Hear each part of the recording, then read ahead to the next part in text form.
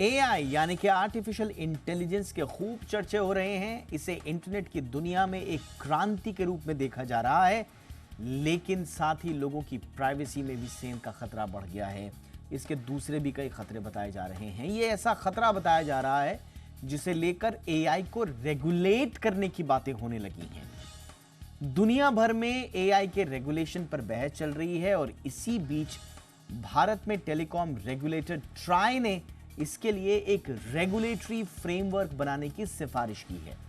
आज हम इसी पर चर्चा करेंगे, एआई के खतरे को समझने की कोशिश करेंगे, साथ ही ये जानने की कोशिश करेंगे कि क्या वाकई में इसे रेगुलेट किया जा सकता है और अगर किया जा सकता है तो फिर कैसे।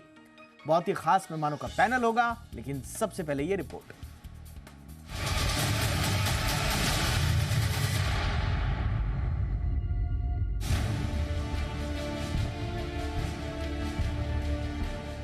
आज के दिन में अगर दुनिया भर में कोई सबसे बर्निंग टॉपिक है तो वो है एआई यानी आर्टिफिशियल इंटेलिजेंस।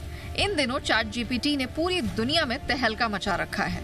अब तो गूगल का एआई बेस्ड बार्ड भी मैदान में कूद चुका है। एआई को एक क्रांतिकारी टूल के तौर पर देखा जा रहा है। आपको कोई भी जानकारी चाहिए तो ये महज चंद समय में बकायदा लिखकर यानी टेक्स्ट में आपको ये जानकारी मुहैया करा देता है।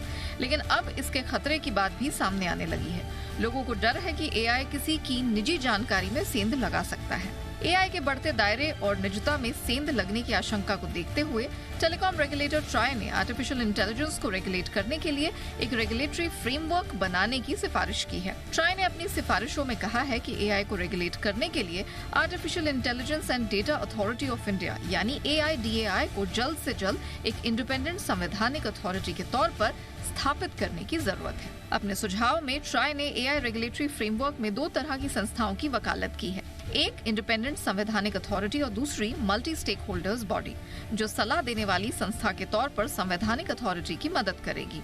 वहीं इंडिपेंडेंट संवैधानिक अथॉरिटी का काम अलग अलग पहलुओं पर नए नियम बनाने की सिफारिश करना और इसके आधार पर बने नए नियम को लागू कराना होगा। इससे पहले मई में केंद्रीय मंत्री अश्विनी वैष्णव भी एआई को लेकर ग्लोबल स्तर पर इससे जुड़े कानून बनाने की बात कह चुके हैं। ट्राई के मुताबिक निजता में सेंध लगाने जैसे मामलों को लेकर पनप रहे डर में AIDAI की भूमिका अहम हो सकती है, खासकर industry, educational institute, R&D centre, स्वास्थ्य क्षेत्र, डिफेंस जैसे संस्थानों में डेटा के साझा करने को लेकर एक ऐसा फ्रेमवर्क तैयार करना जरूरी है जहां किसी की प्राइवेसी के एक्सपोज होने का खतरा नहीं के बराबर हो। ट्राई ने कहा है कि वैश्विक स्तर पर एआई को रेगुलेट करने में भारत बड़ी भूमिका निभा सकता है।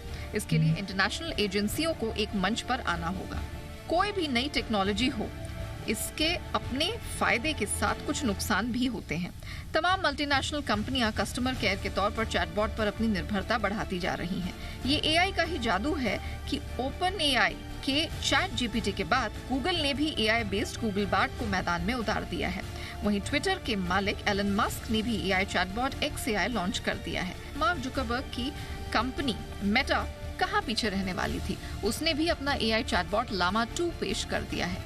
दुनिया भर की निगाहें एआई चैटबॉट के बढ़ते बाजार पर लगी हुई हैं। ऐसे में ग्लोबल एजेंसियों की मदद से इसे रेगुलेट करने को लेकर बात शुरू हो चुकी है, ताकि एआई की आड़ में किसी की निजी जानकारियों में कोई सेंध न लगा सके। ब्यूरो रिपोर्ट, जी मीडिया।